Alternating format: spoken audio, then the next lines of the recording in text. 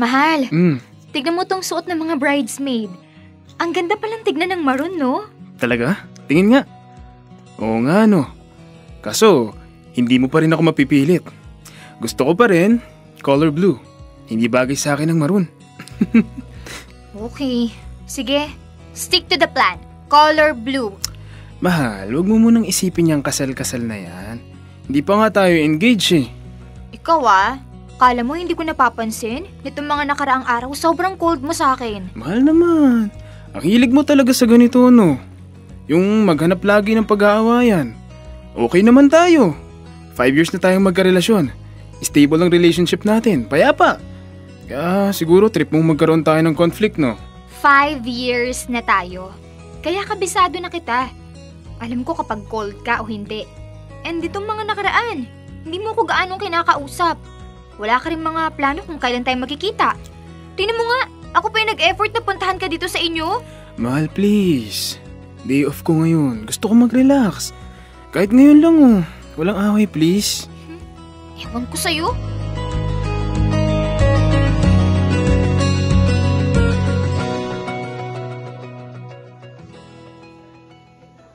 Tara na, mahal. Tapos na tong Sunday service. Sakto. Nagugutom na ako. Mahal. May plano kasi kaming mag-samgyup ng ka-worship team ko. Pasensya ka na, ha? Hindi mo ba ako pwedeng isama? Mahal naman. Hi, Kelsey! Uy, Ruth. Kumusta? Eto, okay lang. Ikaw, kamusta ka? Okay lang din. David, tara na. Nakahanda na yung sasakyan. Okay, Ruth. Susunod na ako. Sure? Hintayin kita dun, ha? Mahal, bakit naman biglaan? Akala ko kakain tayo pagkatapos nito, tapos may plano ka pa pala pero hindi mo man lang sinabi. Kelsey, nasa loob tayo ng simbahan. Saka ano ba? Kakatapos lang ng service tapos naghahanap ka ng pag-aawayan. Sige na, mag-ingat ka pa uwi. Pero... Una na ako. Please, Kelsey. Ayaw ko ng away.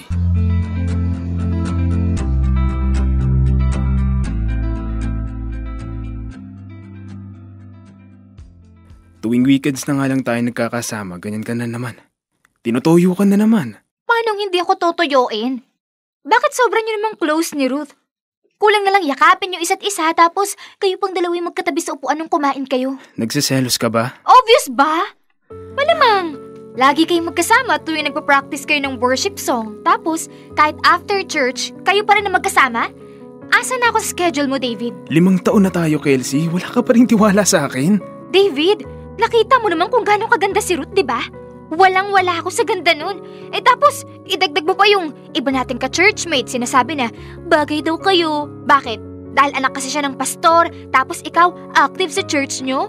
Kasi ako hindi naman talaga ako laking church. Kaya lang ako nandun kasi in-invite mo ako, di ba? Nung nakaraang linggo ang sabi mo, cold ako. Ngayon naman nakahanap ka na naman ng pag-aawayan. Ngayon dinami mo pa si Ruth na nananahimik. Eto, tignan mo tong cellphone ko. I-check mo kung may ginagawa ba akong masama. Akin na. Wow! Grabe, ano to? Bakit kayo palagi magkausap ni Ruth? At hindi lang chats, ha? Video call pa? Bakit? Ano pinag-uusapan nyo? Hindi ka ba marunong magbasa? Nakikita mo naman siguro kung ano yung pinag-uusapan namin, di ba? Responsibilidad mo ba na makinig sa mga rants niya sa buhay? David, baka nakakalimutan mo na ako ang girlfriend mo. Kaya naman pala bihira mo na lang akong tawagan kasi palagi pala kayo magkausap. Malinis ang konsensya ko, Kelsey. Wala kaming ginagawang masama. Kitang-kita mo naman siguro, di ba? Kaya naman pala ganun na lang kaklingi sa'yo si Ruth. Please lang. Alam mo kung anong klaseng tao si Ruth at ano ka ba? Huwag mo nga siyang pag-isipan ng masama. Bakit siya yung pinagtatanggol mo? Kasi hindi naman natin siya dapat pag-awayan. Anong hindi? David, problema to. Hindi ko gusto na yung boyfriend ko nakikipag-late night talks sa iba. At ito, ayoko nang basahin kasi ang sakit. Mas sweet ka pa kay Ruth kaysa sa akin? Umamin ka nga. Nagkakamabutihan na ba kayong dalawa, ha? Tumigil ka na, Kelsey. Ano to? Palakasan kay Lord? Kasi anak siya ng pastor, kaya pwedeng maagaw kanya sa akin. Ganun ba?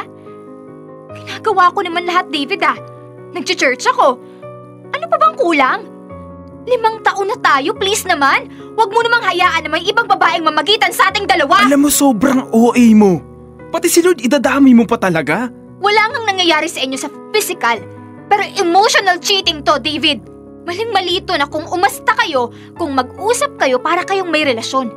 Hindi mo dapat hinahayaan na ganito ang access nyo sa isa't isa. Alam mo lahat ng nangyayari sa buhay ni Ruth. At ikaw pa talagang nag-a-advise? Akala ko ba close sila ni Lord? Bakit hindi siya magbasa ng Bible? O kaya mag-pray? Kasi yun ang mas kailangan niya, hindi ikaw. Walang ginagawang masama si Ruth. Please, Kelsey. Please. Ayoko ng away. Ipinakita ko sa'yo yan dahil malinis ang konsensya ko. Gusto ko lang makinig. Alam mo, bahala ka na. Total, parang binabaliwala mo naman ako eh. Kelsey! Isa! Ayoko na ng away, ano ba?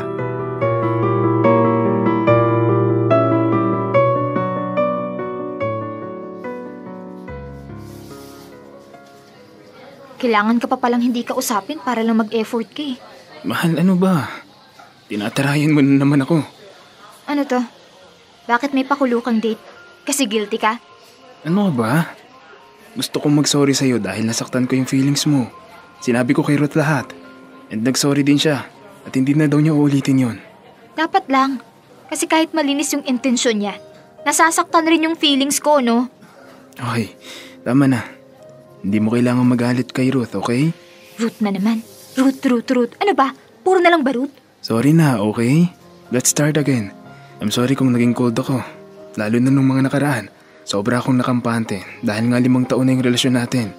Mabuti naman at naisipan mong bumawi. Kasi mahal na mahal kita, Kelsey. At ayaw kong mawala ka sa buhay ko, okay? Che. Gusto ko lang bawas-bawasan mo na yung pagsusungit mo sa akin.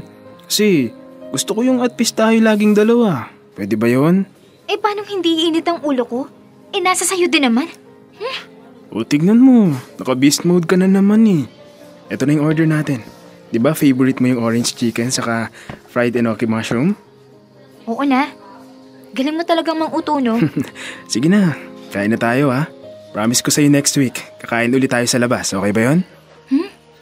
Okay. Thank you dito, mahal ah.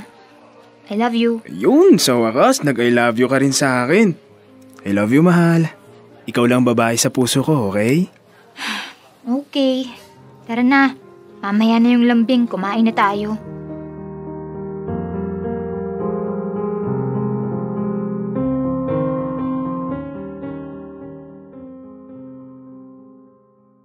Bakit ba ayaw mo akong payagan na pumunta sa youth fellowship? Ayoko nga. Ako yung naka-assign na worship leader ng araw na yun.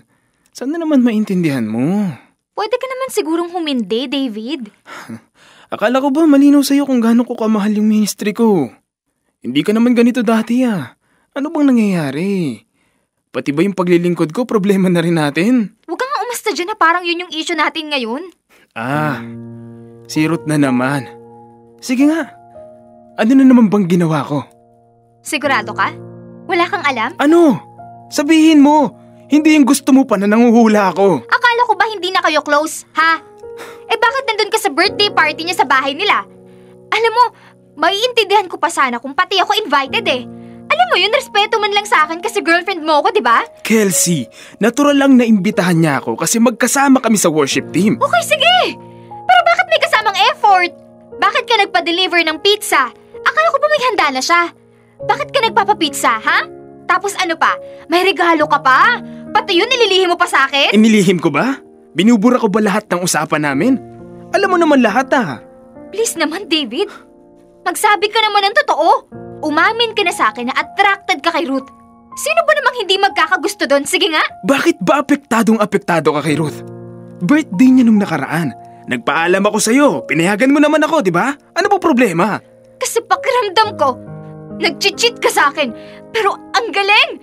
Kasi wala akong maibigay na pruweba. Kasi para sa'yo, ang cheating is kapag may nangyari na sa inyong dalawa. Which is alam nating hindi mangyayari. Pero ito! Emotional cheating to, David! At ito yung mas masakit. Hindi ko alam yung mga pinagsasasabi mo. Ang sakit! Kasi pakiramdam ko sobrang espesyal ni Ruth sa'yo na lagi siya yung tumatakbo sa isip mo tapos sobrang excited ka kapag may practice at may fellowship kasi magkasama kayo! Napag-usapan na natin to, Kelsey. Alam mo, sa tingin ko, hindi mawawala itong issue sa atin. Parati mo na lang idinadawit si Ruth. Kasi hindi mo lang kayang aminin eh. Kaya nga ganyan ka na eh. Nagsisimula ka ng maging masungit sa akin kasi nga nahuhulog ka na sa kanya. Hindi totoo yan. Yun yung pakiramdam ko. Ilang beses ko na itong in-open up sa'yo pero eto na naman tayo eh. Nandito na naman tayo sa issue. Ano bang gusto mong gawin ko? Bakit ba ako yung tinatanong mo, David? Wala ka bang kusa? Hindi mo ba alam talaga kung ano yung dapat mong gawin para maisalba tong relasyon natin? Apektado na ako, oh. Kinakain na ako ng selos at pag-aalala. Wala na akong security sa relasyon na to. Kelsey, makinig ka. Mahal kita. 5 taon na tayo. David naman, sobrang magkasalunghat yung sinasabi mo sa kinikilos mo. Mahal mo ko? Pero bakit sobrang caring mo kay Ruth? Kitang-kita ko sa mga mata mo yung saya sa tuwing kasama mo siya. Kaya nga siguro umaabot kayo ng late ng gabi magkausap lang eh. Kelsey, tapatin mo nga ako. Hindi mo na ba ako pinagkakatiwalaan? Paano ako magtitiwala sa'yo kung wala ka namang ginagawa para i-earn yung trust ko? Ginagawa ko naman yung best ko para sa'yo, Kelsey. Pero bakit lagi na lang? Paulit-ulit na lang tayong ganito na magtatalo. Mag-aaway. Ano ba? Tingnan mo. Kapag sa akin puro away, misunderstanding. Pero pagdating kay Ruth, kahit puro rants lang naman yung alam niyang sabihin sa'yo, ready kang makinig. All ears ka. Pero sa akin, inis ka na. Paulit-ulit na lang. Ruth na naman! Ikaw ang may kasalanan nito, David. Dahil hinayaan mo na maging malapit kayo sa isa't isa. Imposibleng hindi kami maging magkaibigan, Kelsey. Churchmate ko siya. Ano ba? Uulitin ko na naman. Na magtiwala ka lang. Yun lang. Please. Pues, huwag kang pumunta sa fellowship. Umalis na lang tayo sa susunod na Sabado. Kelsey, alam mong hindi ko ipagpapalit yan. Talaga? Kahit yun lang yung unang beses ka nga absent? Kelsey, please lang. Babawi ako sa'yo. Kung pwedeng ligawan kita ulit, sige. Liligawan kita. Makuha ko lang ulit yung tiwala mo. Pero, please, huwag mong idama yung ministry ko.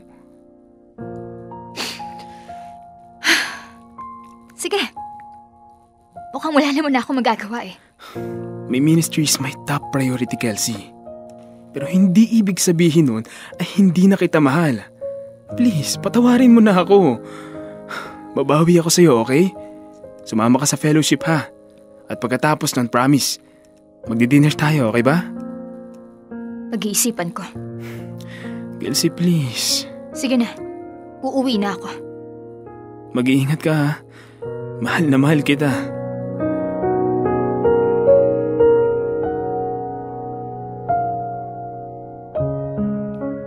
Dear love, gustong-gusto kong patawarin ang boyfriend ko at kalimutan ang lahat.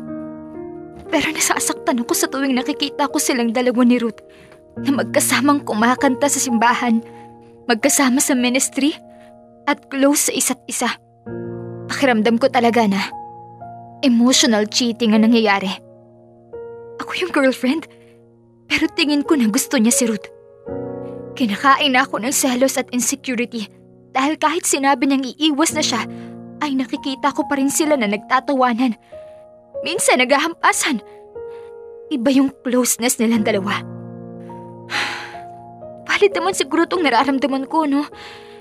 Kaso, nakikita ko rin ang effort ni David sa akin. At ayoko rin namang masayang yung tagal ng pinagsamahan namin. Paano ba ako makakalimot? At paano ko ba maiiwasan na magselos at ibigay muli ang tiwala ko? O dapat lang na itigil ko to. Kasi mukhang ako lang atang sagabal sa love story ni David at ni Ruth.